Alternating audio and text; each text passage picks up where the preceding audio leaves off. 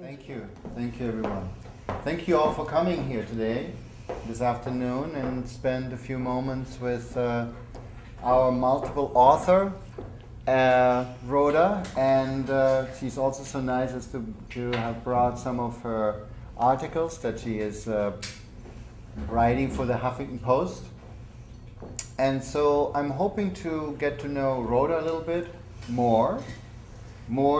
It's actually anybody who really wants to get to know her very closely can look at her two books that she has published just recently. The first one is entitled Rhoda, Her First 90 Years. So you kind of get the sense of her spirit already. And then, to be a little bit more going into the detail of things, she says, after 90 what? So for anyone who thinks that at 89 they're getting on with age, reconsider that just by having read those books. So Rhoda, Cheryl said so nicely, we share a common passion of lifelong learning.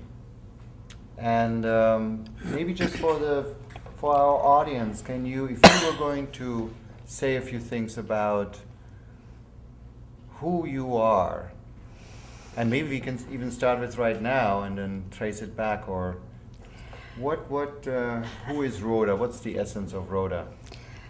I'm a rebel. And this modus operandi of revolt and nonconformity started very early.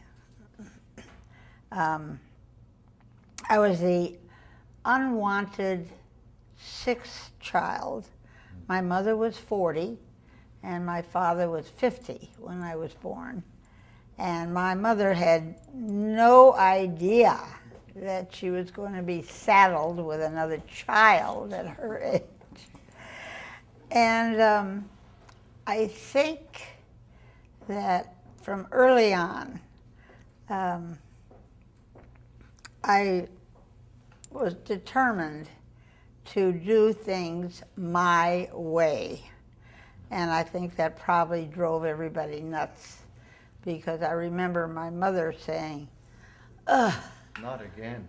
Why am I cursed with this child?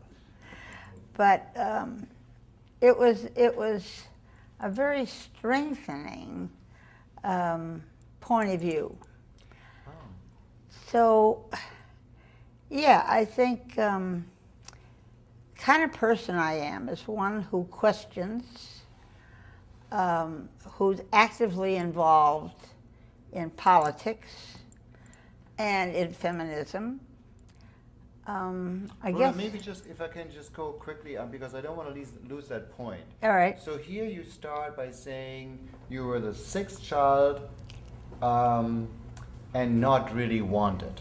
So that's a lot of adversity, and we live in a very psychologically oriented culture where we often speak about, did you have a good childhood, and we need to take care of that inner child, and if you weren't very well raised, then we have all kinds of problems throughout the rest of the life, and you better go and start seeing a therapist at the age of 12, because otherwise those damages will...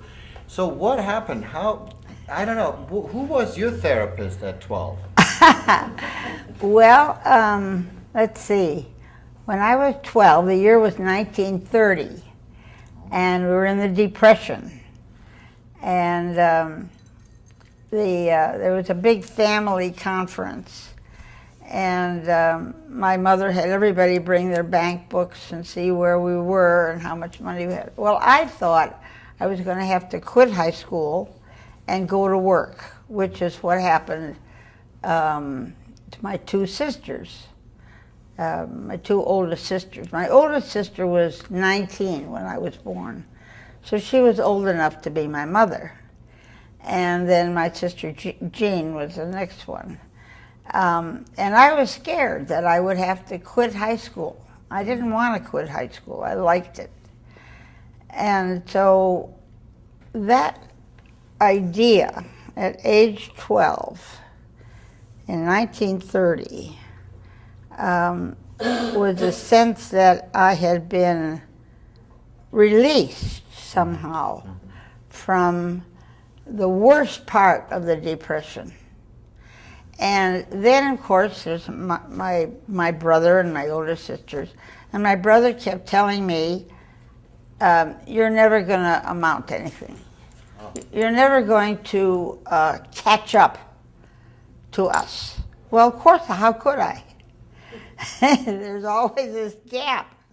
You can never erase that period of years. But I think it was the challenge that was constantly put before me. You're not going to make it. We're so far ahead of you, you know, no matter what grades you make and so on. And I think that was a challenge. So actually, that constant tease that was in front of you, you're not going to make it, you're not wanted, you may have to quit high school, there's a lot of adversity, the depressions was a really difficult period, right?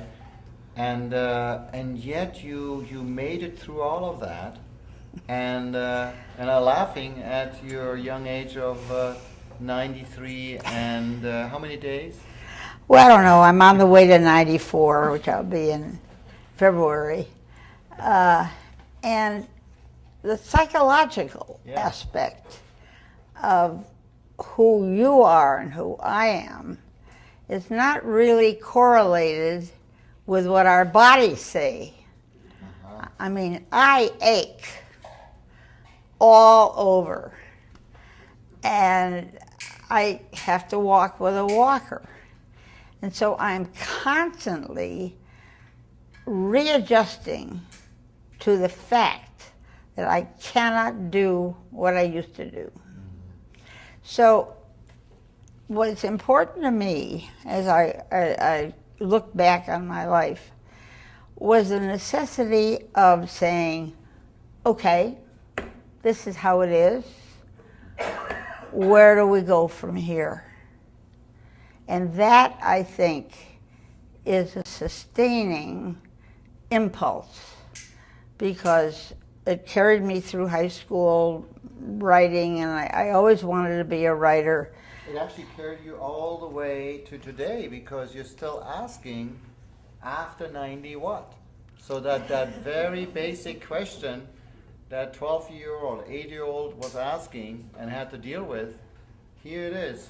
80 years later, you're still doing it. That's right. That's right. So that, in some ways, that attitude is carrying you through, because I know many elders that can also emphasize all the things that are just not working. You just talked about your body, but yet, you know, you're seeming to emphasize something else at the same time, besides just the body aching. Well, like, what the heck are the alternatives? Oh, right. Say something about that. What are the alternatives? Well, my next door neighbor said, my mother's in her 80s, and her body's fine, and her mind is going. Which would you rather? Have a mind that's functioning and a body that's falling apart? And I said, well, do I really have a choice? So, the other thing that strikes me is we think, we have this illusion that we are in control of our lives. I think it's an illusion. Mm-hmm. And that what we have to learn to do is to say, okay, here's where it is today. What do I have to do to get through tomorrow? Mm-hmm. And at this point, there are several things that are really the same. Mm-hmm. The aging part of our lives is not all that different. When I was a teenager, which is what I point out in one of these articles, mm-hmm. I was full of angst. Who am I? Nobody pays any attention to me. I'm invisible. um, where am I going? All those terrible anxieties. Well, you move on, and they're either with you or they're not. Usually they stay, but somehow you change. Okay, so here we are at what they call in France le troisième âge, the third age. Childhood, adolescence, and adulthood. And anybody over 60 is a member of this third group. And the attitude is, yeah, okay, here you are. What are you going to do about it? Which is where that idea, after 90, what? There are no rules. But Rhoda, but you say that so nicely, and yet we live in a society, as you know all too well, and one of your articles even talked about it very powerfully, about ageism, that basically has an idea that anything after 60 is kind of a major declinist phase, that it would be so much better if we had developed this anti-aging drug that would stop us right there so we don't go further down. So here you are, rebel as you are, and trying to tell us, change your attitude? No, I don't think you can. You can if you want to, but your attitude can destroy you. Oh. You can, I have a friend, her mother, she said her mother was 85 and didn't want to see any of her friends anymore because she didn't want them to see her as she was today, but she had this image in her head of how she used to be. Well, that's sad. That's sad. That's sad. I look in the mirror and I think, oh my God, there is an old face. And that's true. So what are you going to do about it? Right. Not much. One of the things that I have learned is that, okay, it goes back to a story about frogs. And about frogs? Frogs. Frogs. And the moral is never, but never give up. There were two frogs who fell into a tub of cream in the farmer's cellar in the Ukraine. And they swim and they paddle and they paddle and paddle. And one frog says to the other, I'm so tired. I can't keep paddling. I can't keep paddling. And so the other frog says, you gotta keep paddling or you'll drown.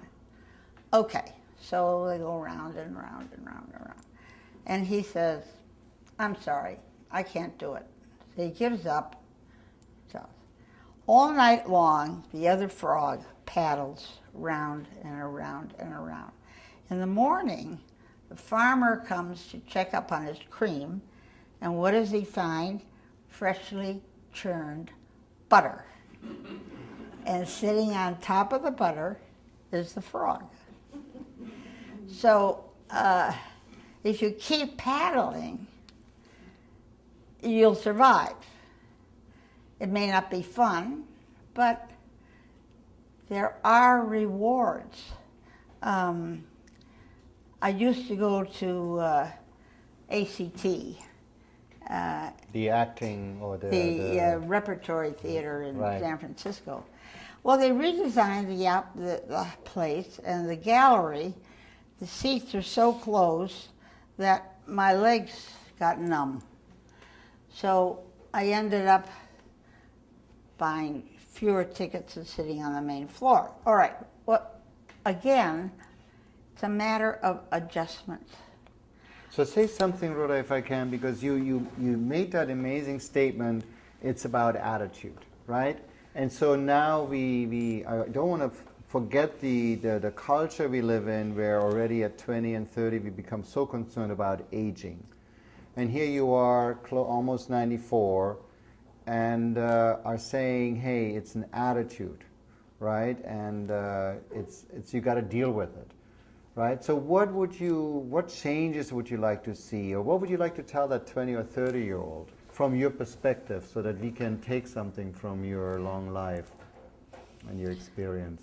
I would like to see an acceptance that aging is not a disease. It's not. And yet physicians tend to treat us as if we were sick and we need to be repaired. That's what I mean by attitude. And unfortunately, when we are presented with this kind of attitude, we tend to internalize it. This is what happens to slaves. They internalize the idea of being a servant to someone else, and they accept it. And then act it actually themselves. They become that what they are constantly thinking about. So, but is there something, Rhoda, you would say that obviously these books you have just written a few years ago, and you become an author and a writer and a journalist, really.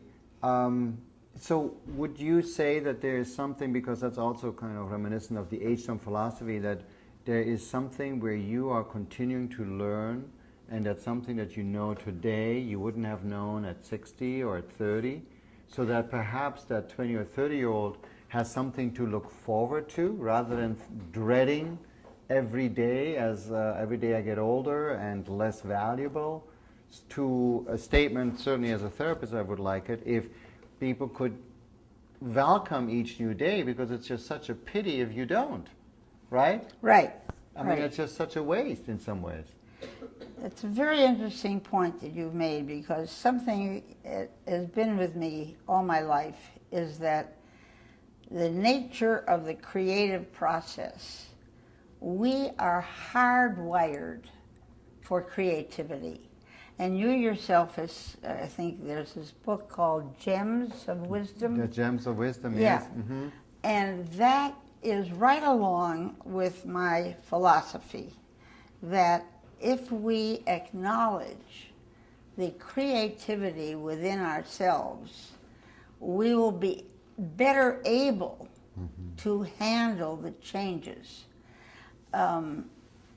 This idea that after 60 things change and you're no longer interested in sex and all that stuff. Yeah. Well, that's so wrong. I was 72 when I met the love of my life, who was 85. He was a Frenchman, and we met through his son. I was teaching at university at the time, linguistics. Well, teaching teachers how to teach English as a second language. And we met. It's a very amusing story, and it's on my website also. It's called Why Not? He lived in Santa Rosa, and he was slightly deaf, had a wonderful sense of humor, and we met for lunch at the Frank Lloyd Wright building in the Marin Civic Center, and he invited me to stay overnight at his condo. He said there were had a separate bedroom and so on and so on. And I said, well, sorry I had to teach, but you know, maybe some other time. Okay.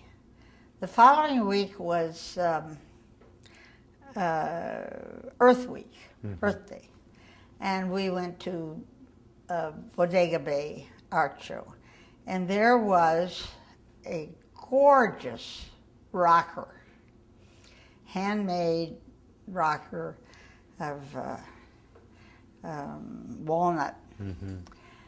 And I was in love with it. So we came back to his apartment, his condo, and I said, and the next morning I said, you know, I can't get that rocker out of my mind, but it's $3,500, and that's what it costs to go on a trip to Russia with a group of teachers.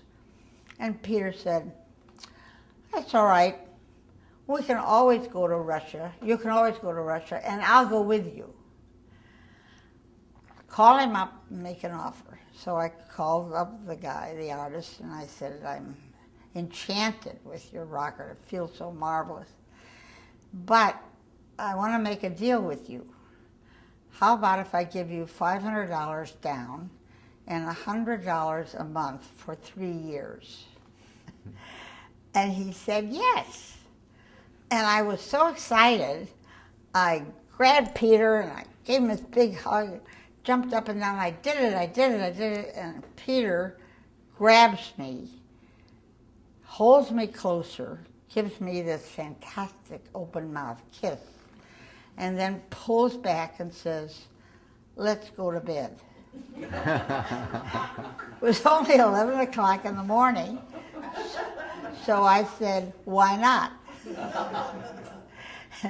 And that was the beginning of an 8-year fantastic love affair. So this illusion that the sexual drive ends at 60 is not, you know, it depends on who you are.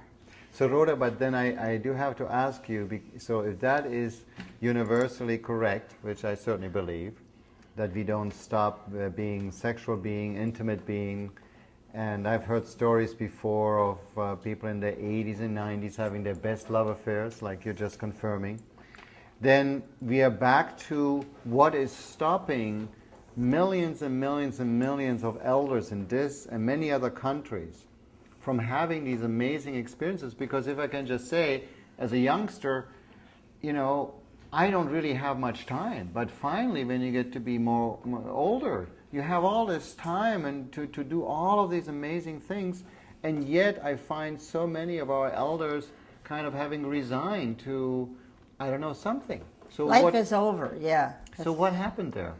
Well, part of it is, in the U.S. anyway, the worship of youth. We think that we have to stay young. We have to buy creams that will take out the wrinkles. We have to act as if we're 25 instead of 60. Right. It, again, I'm not quite sure what it is, except that it's something that our society tells us. Again, like my brother, you're not good enough, you're never going to make it. Once you have passed your youth, your opportunities for growth and change don't exist. And that's what we have to change. That's what our educational system has to change. Now, the opportunities that are available for you and me and other people in the public schools as coaches for reading in the elementary school, helping kids who have problems reading well. There's a fantastic program.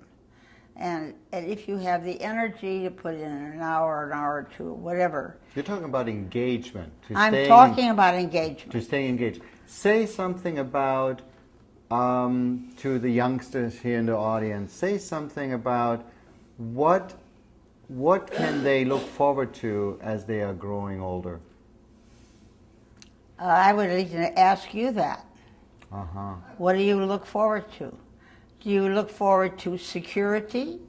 Do you look forward to an increase in wages as you go? Do you look forward to doing the kind of work that you really want to do? Courage to maybe become a musician or a writer, whatever, it's tough because everything in our society is geared to money. So when we're young, we think, oh, you know, I better do it now because I won't be able to do it later. That's not necessarily true, and yet it is true.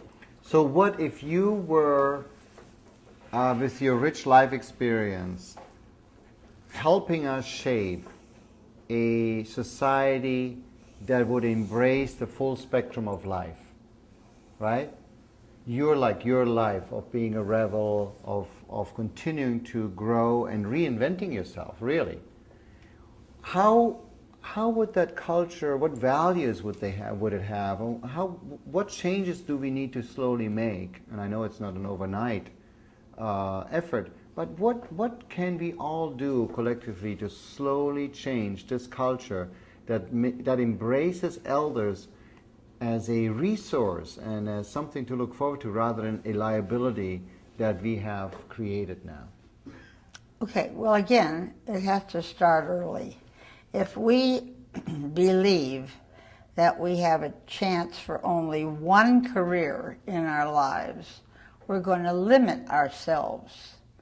But if we can teach young people that the job they start out with if they get through college or high school or whatever, is not necessarily the one they're going to end up with when they're 50, 60, or 70, relax.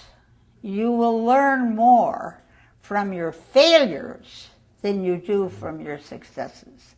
That is a message that we don't get. There's all this emphasis on success and notoriety from being the top this and the top that and the competition. You remind me, just since Steve Jobs just died, the Apple founder, and he emphasized that when he was fired from Apple in 1985, that experience of being fired was the most transformative experience for him in his life. That huge, what he at that time considered a dismal failure. The very company he had founded, let him go, turned out to be the major motor or the major impetus for his then following success. So that's very timely that you emphasize it as well. So we're coming back to what you said earlier about attitude, and that he had a choice. He could go out in the garden and eat worms, or he could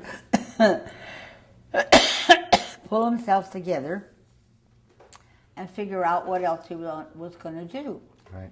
Somewhere, somehow, this man was imbued with the sense of taking a chance. And I think being a risk taker is one of the most important things we can do. Even as elders, we take a risk. We need to reach out to people. I'm not quite sure how it would work. Well, we do, if I can just say that, Rhoda, I mean, I do think that since we are not in control, as you said so nicely earlier, and we live in this soup called culture that continually is telling us, as elders, you are no good, we of course internalize as elders that we are no good, we are not useful, we don't have much to offer or anything to offer anymore. We just better play golf or do bingo or who knows what, right? So that attitude is an attitude out there in the mainstream that needs changing as much as we do as individuals, right? Well, now, one of the things that you're doing here at Age Song is that you have created a community of people who get strength from each other. We are social beings. Yes. And in the culture that we live in encourages us to think of ourselves as individuals. An individual cannot survive alone. Right. We are social animals. Right. And part of what we need to do is to connect with each other and support each other, as well as the society in which we live. I think we have to say, hey, pay attention. I'm still here. Mm-hmm. I'm still a creative, energetic person, even though my energy lasts only 15 minutes at a time. Mm-hmm. It's still there. It's tough. It's tough, and I think you're absolutely right. I mean, I feel that being socially connected in a support group like setting is really important for us not to slip in the old ways. Because I have a moment of energy, I want to do something, and then I think, oh, well, what good is it going to do, and whatever. But if we have someone that says, yes, let's do it together, right? That would be really important, right? You know, so that I do think building communities and then also having this wonderful, refreshing attitude that you have of taking risks, of saying I'm going to stay engaged, and I'm not going to take in the mainstream idea that I'm useless, that I am diseased, that I have nothing to offer anymore, that I have gone over the prime of life at whatever it was, 40 or 30 or 18, and there's nothing anymore that I have to give, that we have to counter that, right? And this, I think, through your books, and I love your title, you know, Her First 90 Years. I mean, we have just barely begun, right? You just started. And to even ask the questions, after 90 what? So what is after 90 now? What are the next careers that you're planning? Well, I'm in it. Oh, you're in it.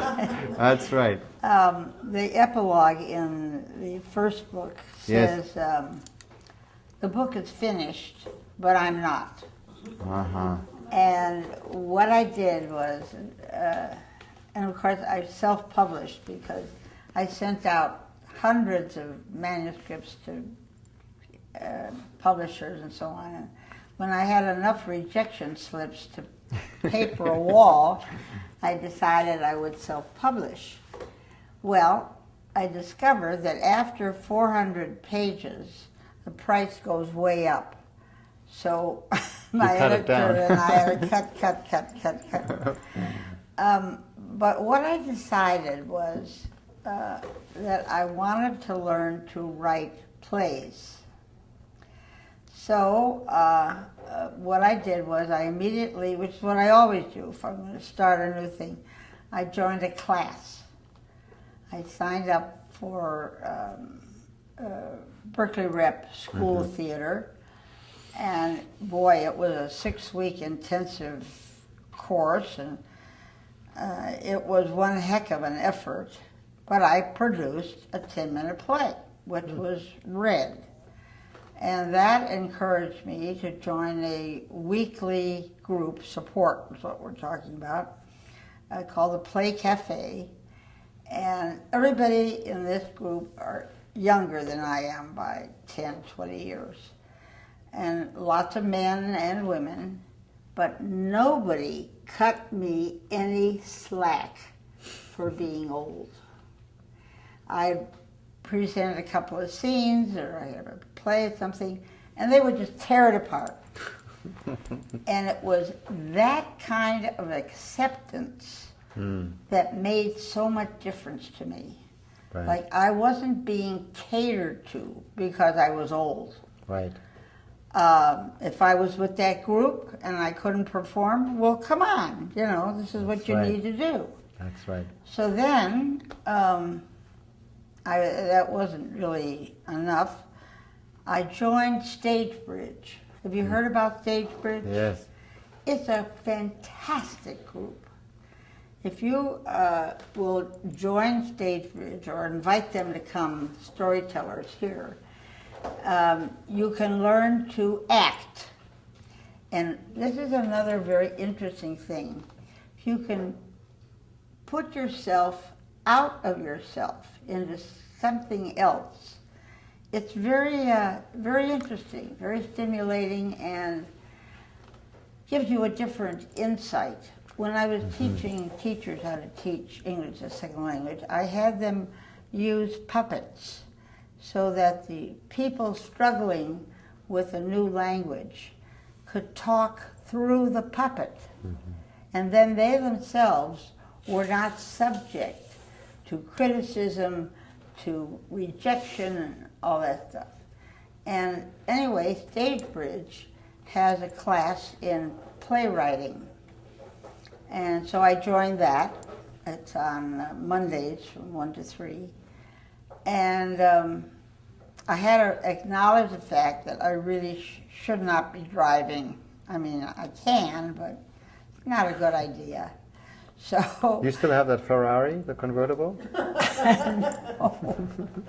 That was only one brief time. But I found a man in the class who was willing to come pick me up. So once again, I had to declare that I was vulnerable. I wanted to take the class. It was not a good idea for me to drive myself, and it works out fine. So now he picks me up, drives me home, and this is a whole new career. So what is this play going to be called that you're going to be writing on? Oh, I've already written 4. I'm working on the 5th. They're all different subjects. And one of them has to do, the teacher said, choose a subject about a ritual. So that made me think of a ritual that I had attended in Korea. Once a year, the Koreans, and I was the only Westerner who was privileged to do this, you take an old piece of underwear, whatever, pants, underwear, slip, whatever, and you go with other people down to the River Han, and you build a fire, and you throw your old underwear into the fire. And this, it absolves you of all the terrible things that you've been doing your life. Oh, what a great point. That's a great image. And this kind of ritual, I find, is many different cultures. Good. I have some old underwear lying around. That'd be good. That'd be really good. And then we took rice and threw it into the river. And then there's money in Korea called WON, 101 night. Then you take a thing and thread it through the money and let it float down the river. Well, I was very impressed with that whole idea of the ritual and getting rid of the guilt and so on. So this play that I wrote has to do with an older woman in a retirement place, and her son comes to visit, and she says, I have to talk to you because I'm dying, and I have to tell you that I murdered Mr. Jackson. And so then the thing evolves that she has this guilt all her life of having contributed to this old man's death. But it's her need to feel responsible for all these other things. And he keeps saying, no, Ma, an old guy. So Rhoda, when you say that, I'm so much reminded of how important it is, and certainly that's also some of the passion that we would like to continue here or see actualized with H-Song, that there is more of that cross-generational learning, right? That you are, as an elder, can be in contact with the younger ones, and that we can learn through each other, right? You can learn the latest in whatever is going on out there, and they can learn that depth of wisdom or right. life experience that you have garnered throughout all these decades, right? See, and so what I think is important is for us not to feel that we are blocked by circumstances or things, there are opportunities out there. As long as we realize, look, we don't have to stay awake for 8 hours. We can take 2-hour naps if we need to. Oh, so this is important. So what you are actually also saying, you said it a little bit earlier, where we can make use of 15 minutes. It doesn't have to be the whole whatever day. But I think it is basically a constant reconceptualizing of what we want to do during a day, how we live the day, how fast we go, how slow we go, right? Yeah. And we keep measuring ourselves by that adult way. And I know that 85-year-old who's still jogging across the Golden Gate Bridge in order to show that he indeed is still as strong as the 30 years old, right? So if we keep measuring ourselves with that standard, we're going to feel less than, always. Absolutely. Right? Absolutely. So we are not paying, because that wonderful statement of the troisième âge, the third age, is actually saying that we are entering an age that's very independent of the second age and the first age, and we should let go in some ways of those ideas and constraints and images that we have from those earlier ages, because they really hinder us going forward in life. Well, and you know, when I was 25 or 26, I felt older than I have felt at many other times in my life. Right. Because I had read about Alexis de Tocqueville, who, a French writer, at the age of 25, he wrote this incredible book commenting on the United States. Right. And I thought, I'm a quarter of a century old. And what have you done? What have I done with my life? There's a German, Büchner is 23, is known, he was a compatriot of Goethe's time, and he's known to have said, I'm 23 and I haven't done anything yet for eternity. That was exactly it. Yeah. So again, this is one of the things that we internalize in our society, and I think we have to move beyond it. Right. And this is one of the reasons I think I'm so pleased with Stagebridge. They send us out into the community to schools. Yes. And help to teach children, 4th and 5th grade, how to be actors and how to recite and how to sing. And this, I think, is a very important way in which to bring in our connection to the larger community. Mm-hmm. So, again, this whole idea of staying engaged and feeling useful in a sense of we have something to offer to the community, to the children, to the younger generations.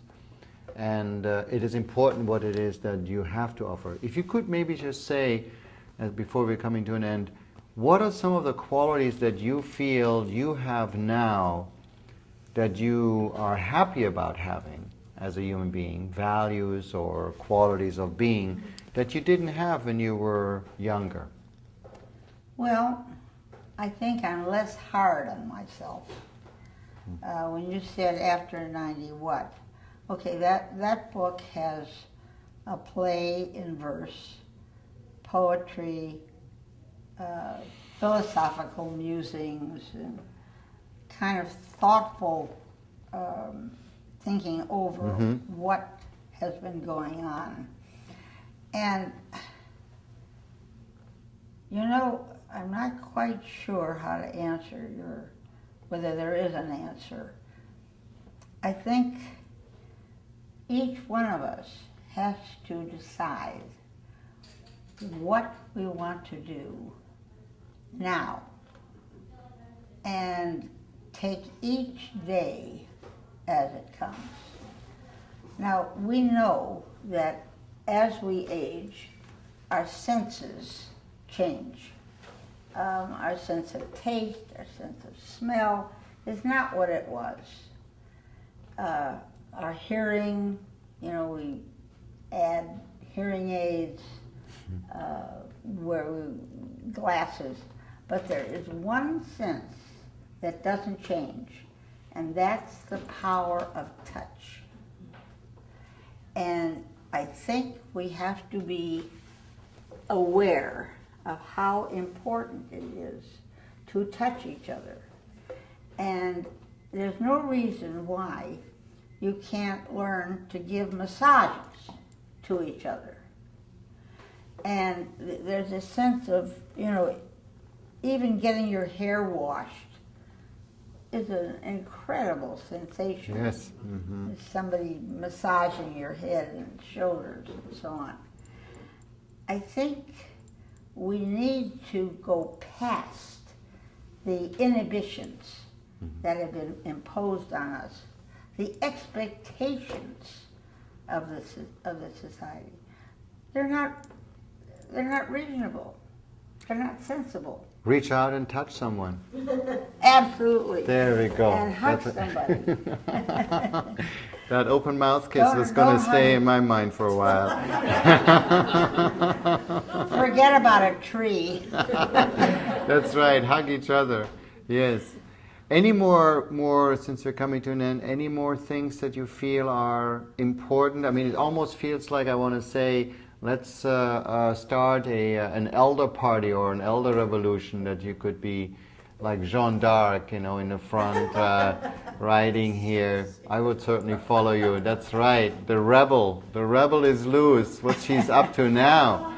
Rhoda Curtis, the first 90 years. My goodness. But it does seem like we need to somehow make some changes in the culture and society, have more of you people that are, not wanting to go silently into the night.